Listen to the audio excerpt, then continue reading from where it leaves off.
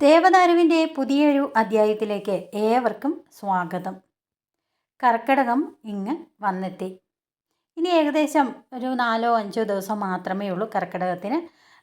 അതായത് നമ്മൾ കർക്കിടകം പിറക്കുന്നതിന് മുമ്പായിട്ട്, അത് 1-ാം തീയതിക്ക് മുമ്പ് നമ്മുടെ വീട്ടിൽ ചില കാര്യങ്ങൾ നമ്മൾ ചെയ്യണം. ഇല്ലെങ്കിൽ ചിലപ്പോൾ തീരാ ദുരിതമായിരിക്കും ഫലം.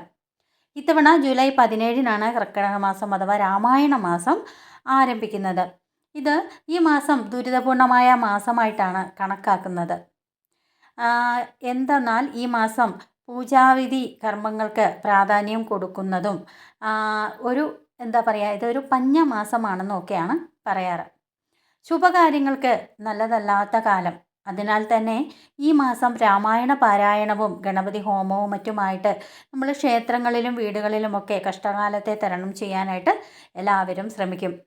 ഇനി കർക്കിടക മാസം ഐശ്വര്യം വരാൻ വേണ്ടി നമ്മൾ നമ്മുടെ വീടുകളിൽ ചെയ്യേണ്ട ചില കാര്യങ്ങളുണ്ട്.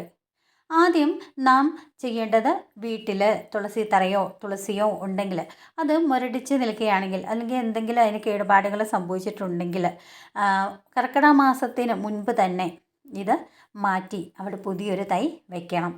അതുപോലെ തന്നെ നമ്മുടെ പൂജാമുറിയിലും ചിത്രങ്ങളും മഞ്ഞൾ വെള്ളം ഉപയോഗിച്ച് കഴുകി അല്ലെങ്കിൽ തുടച്ച് വൃത്തിയാക്കുക.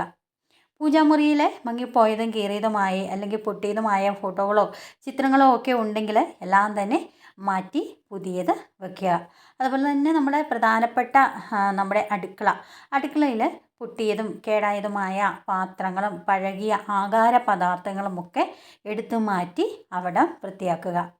വീട്ടിലെ പ്രധാനപ്പെട്ട നമ്മുടെ വീട്ടിലെ പ്രധാന ഇതെന്ന് പറയുന്നത് അരിപ്പാത്രമാണ്.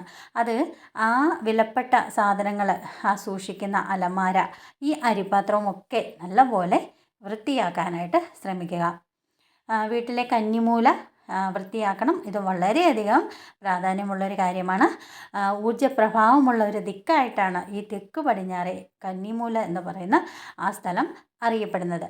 ഈ ഭാഗത്ത് അഴുക്കും ചപ്പുചവറുകളും ഉണ്ടെങ്കിൽ തന്നെ അതൊക്കെ നീക്കം ചെയ്ത് പരമാവധി അവിടെ വൃത്തിയാക്കുവാനായിട്ട് ശ്രമിക്കുക. അപ്പോൾ ഇത്തരം കാര്യങ്ങൾ ഒക്കെ നമ്മുടെ വീടുകളിൽ നമ്മളൊന്ന് ശ്രദ്ധിച്ചാൽ നമുക്ക് കർക്കിടക മാസം എന്ന് പറയുന്ന ആ ഒരു മാസം വളരെ ഐശ്വര്യപൂർണ്ണമായിട്ട് തീരുവാനായിട്ട് സാധിക്കും.